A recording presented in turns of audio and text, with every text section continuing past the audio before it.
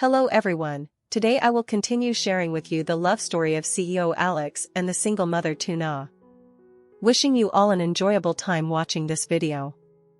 After leaving CEO Alex's house, Tuna carried her child back to the old farm, the place that had accompanied her through a long stretch of hardship. The dirt road leading into the farm was still familiar, but the moment she reached the gate, she froze. The scene before her was completely different from her memories. The mossy wall had been replaced, the uneven ground was now paved with smooth, shining concrete. Stepping inside, Tuna was even more astonished. Light bulbs hung from the porch roof, casting a warm golden glow. An electric fan hummed gently, sending cool breezes through the sweltering summer air. The pigsty, the garden corner, every window frame had been tidied and renovated so neatly that she could hardly believe this was the same place she had once left behind. On the table lay several brand new items, every detail quietly whispering that someone had cared for and looked after this place in her absence. Tuna's heart trembled softly. She knew instantly that it could only be Alex, the man who always appeared silently at the very moment she needed him. He didn't speak, didn't boast, yet every change in the farm bore the unmistakable mark of his thoughtfulness and care. In that instant, Tuna felt surprise, gratitude, and a deep warmth rising within her, an indescribable emotion that wrapped around her soul. That afternoon, the sky turned gloomy as a sudden storm poured down.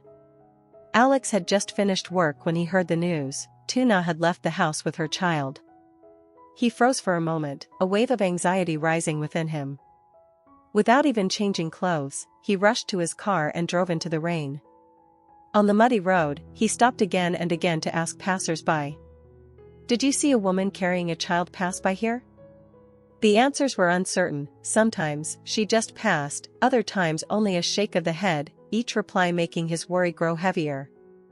In his mind, all he could see was Tuna trudging through the rain with her child, soaked, cold, and exhausted. At last, as he turned onto the familiar path leading back to the farm, Alex spotted a warm yellow light glowing from the window. He exhaled deeply, quickening his pace, his heart pounding. Pushing open the gate, he called out, "Miss Tuna, are you here?" The wooden door creaked open. Tuna appeared, holding her child, her eyes flickering with surprise at the sight of him. Seeing them safe and sound, Alex finally felt the weight lift from his shoulders. He stepped closer, his voice filled with both worry and gentle reproach. "Thank God. I finally found you. Do you realize how dangerous this was? The road is long, the rain is heavy, and your child is still so small." Tuna lowered her head, her voice soft. "I'm sorry. I only thought returning to the farm would be easier for taking care of the baby. I didn't expect to trouble you like this." Alex sighed, glancing at the child in her arms before nodding. "Next time, if you want to come back, at least let me know. I can't rest easy knowing you two walked so far alone." Outside, the rain still hammered against the roof tiles, but inside the small house, the tension slowly subsided. They looked at each other, not yet with the gaze of love, but with the fragile trust of two people bound together by circumstance. That evening, rain still pattered on the old tiled roof. Inside, the yellow glow of the lamp filled the modest but tidy room. Alex didn't leave right away. Instead, he walked a slow circle around the farm, quietly observing. He stopped in front of the repaired pigsty, nodded in satisfaction, then glanced toward the freshly cleaned kitchen. Everything seemed in order, yet his brow furrowed as he spoke. "You need to pay attention to hygiene, especially with a baby in the house. If anything breaks down or if you're lacking something, make sure to let me know." Tuna nodded softly, her voice gentle. "Yes, I understand. Truly, thank you for having this place repaired. Otherwise, I don't think the two of us could have stayed here in peace." Alex waved his hand, answering firmly. "Stop thanking me all the time. You're working for me, so it's my responsibility to ensure your living conditions. But the most important thing is your health. You've just given birth, don't push yourself too hard. Leave the heavy work for later." He cast a glance at the baby sleeping soundly on the bed, his voice lowering, tender but resolute. Both you and the child must stay healthy, only then can I be at ease. Tuna fell silent, her eyes glimmering with a faint emotion, though she still kept her distance. Alex tidied a few scattered items, then put on his coat to leave. At the doorway, he paused and added, "If tonight, or at any time, you feel unwell, you must call me. I'll come back immediately." Outside, the rain whispered on. Alex's figure slowly disappeared into the night. Inside the small house, Tuna watched him go, her heart swelling with a feeling she couldn't quite name, part gratitude, part unease, for she knew their bond was beginning to cross beyond employer and worker, yet had not reached the threshold of love. The next morning, the sky cleared after the long night's rain. Gentle sunlight filtered through the trees, scattering warm golden streaks across the farmyard. Tuna stepped onto the porch with her baby in her arms, hanging diapers to dry, her face still showing traces of fatigue. From beyond the gate came the familiar hum of an engine. Alex appeared, carrying 2 large bags. He strode quickly inside, his tone still a little urgent. "You're up already? I brought some breakfast, a few supplements and milk for you, and some baby formula too." Tuna blinked in surprise, hurrying forward to help him. You didn't have to go through all this trouble. I can still manage." Alex frowned slightly, his expression stern but not harsh. "You always say that. But you've just given birth, your health isn't stable yet. Food and medicine are essential. This isn't about doing things for you, it's about giving me peace of mind." He set the bags down on the table and opened them one by one, fresh vegetables, meat, fish, boxes of milk, bottles of vitamins. Standing nearby, Tuna felt a warmth rising in her chest, mixed with discomfort. Her voice wavered as she spoke. "I'm truly grateful, but I don't want to keep feeling indebted. I'll work hard to repay you." Alex was silent for a moment, then gave a faint smile, not of affection, but of reassurance, simple and sincere. "Don't think about repayment. Just focus on keeping your child healthy. That alone is what matters most. I'll take care of everything else." He glanced around the farm again, nodding. "It's in decent shape. I'll have a few more supplies sent over. Stay here without worry." Bathed in the soft light of morning, there was still a distance between them, not yet love, but a quiet bond. A silent care, enough to ease Tuna's loneliness, and enough to make Alex feel even more responsible for protecting this place, and the fragile peace within it. At noon, the sky suddenly darkened, wind whistling through the cracks of the door, the heavy dampness foretelling an approaching storm. Inside, Tuna had just laid her child down on the mat and was quickly tidying up the corner of the kitchen. Suddenly, thunder roared, and rain poured down in sheets. It lashed violently against the old tiled roof, water streaming in torrents off the porch. Tuna rushed out to gather the laundry from the yard. Wind and rain struck her face, soaking her hair, her feet slipping on the muddy ground. She hurriedly carried the basin of clothes inside, but as soon as she set it down, a wave of dizziness struck. Her ears rang, her forehead burned hot, and a cold sweat ran down her back. Tuna tried to breathe deeply to steady herself, but her legs trembled, forcing her to cling to a wooden pillar just to stay upright. The baby inside suddenly woke and burst into cries. The wailing mixed with the pounding rain, making the little house feel as though it was swaying. Clutching her chest, Tuna staggered back inside. Her lips had turned pale, her breath came in short gasps. Trembling, she picked the baby up to soothe him, but her weak arms felt unbearably heavy. She whispered between ragged breaths. "Shoo, don't cry. Mommy. Mommy's still here with you." Outside, the storm grew fiercer, wind howling through the cracks of the door. Inside the house, Tuna and her child huddled together against the storm. And in that moment, she felt the fragility of her being, a young mother, barely recovered from childbirth, now struggling with her baby in the midst of the raging rain, as a sudden fever spread relentlessly through her body. In the vast office, the clatter of keyboards, the ringing of phones, and the endless stream of contracts made everyone busy. Alex sat at his desk, a thick stack of documents laid out before him. Colleagues came one after another, reporting figures and presenting plans that needed his urgent approval. Yet, his eyes kept drifting toward the glass window, where the rain poured down in torrents. The pounding sound of raindrops beat like a relentless drum inside his chest. He held his pen, but the words he wrote were crooked, scattered, without focus. In his mind appeared the image of Tuna cradling her child in her frail arms. That morning, when he saw her, her face had already looked pale, her eyes weary though she forced a smile.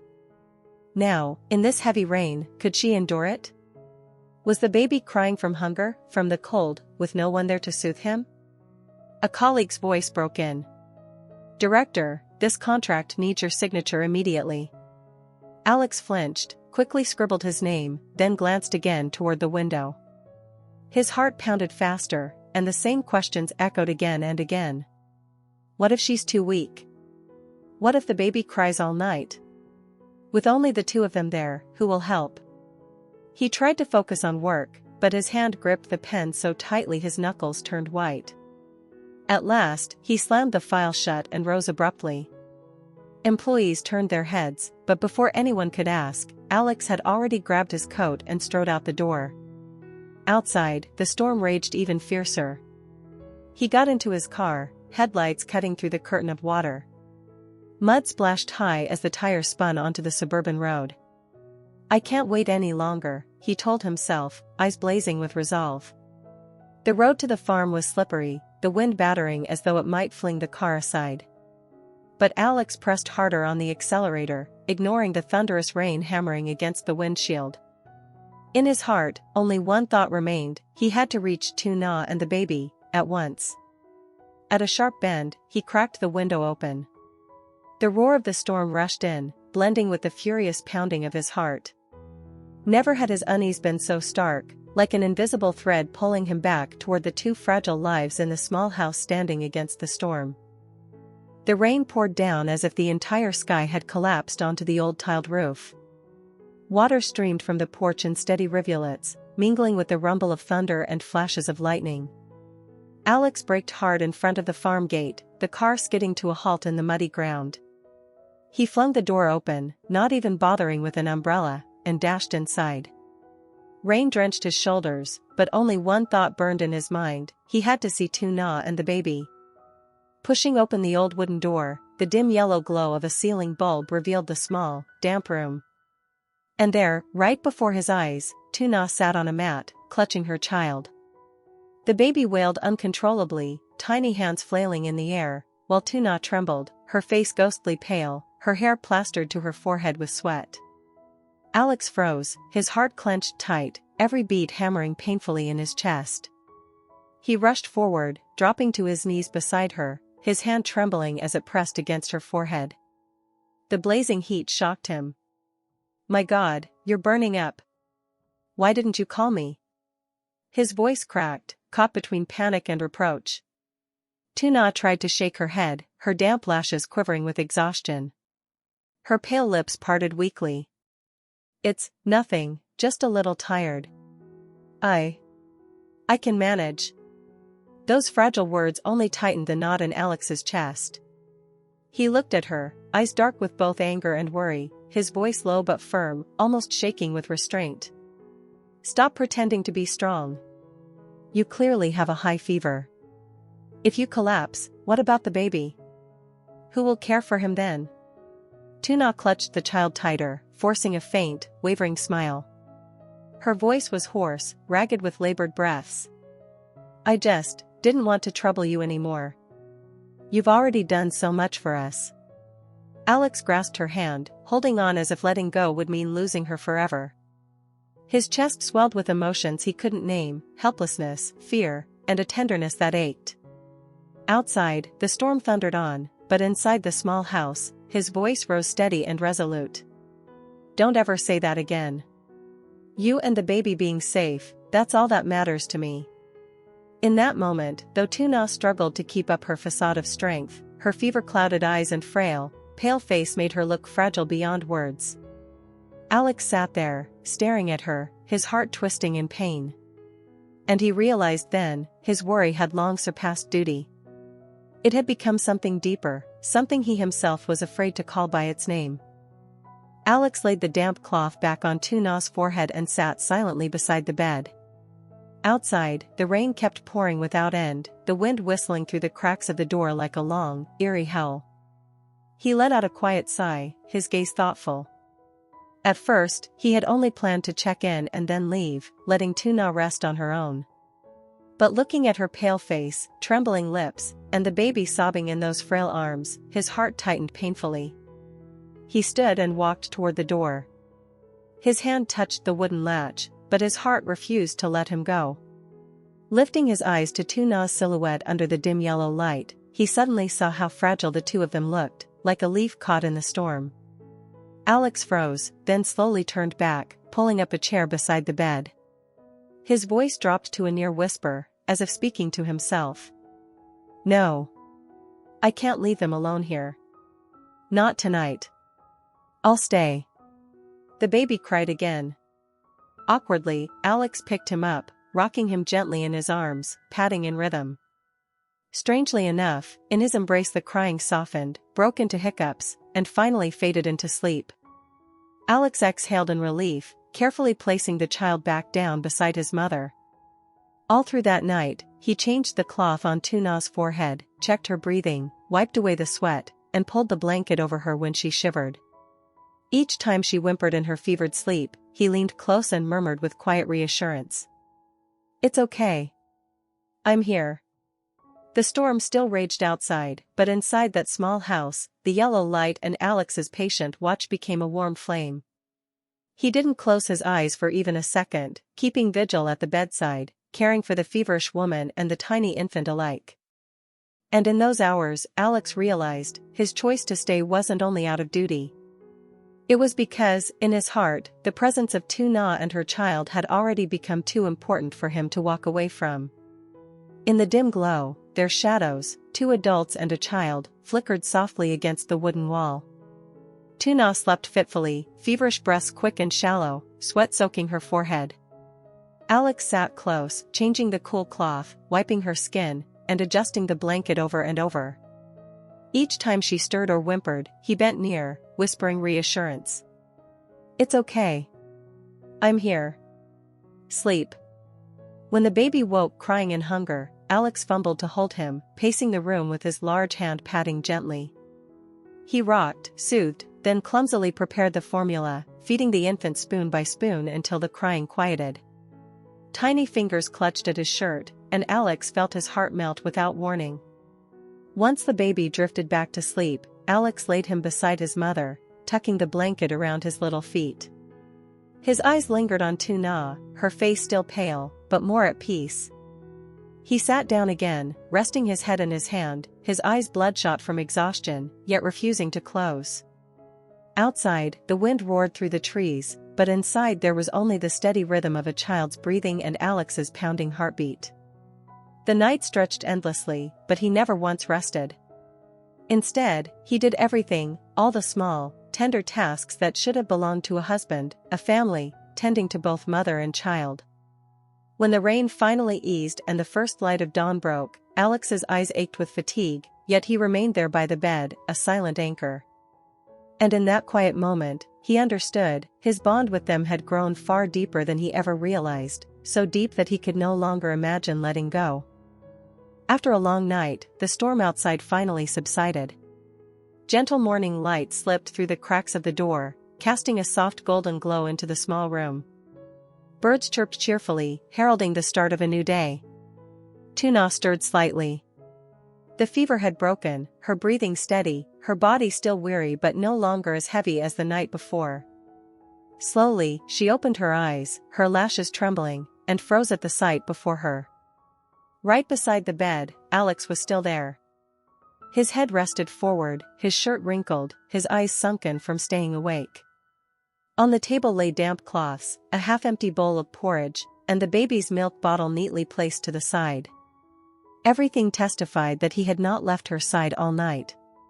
Tuna looked at her child sleeping peacefully, then back at Alex. Her heart fluttered with an unfamiliar beat. She whispered weakly. You stayed here all this time?" Alex jolted awake, his tired eyes lighting up the moment he saw her open hers. He quickly straightened, voice laced with concern. "You're awake?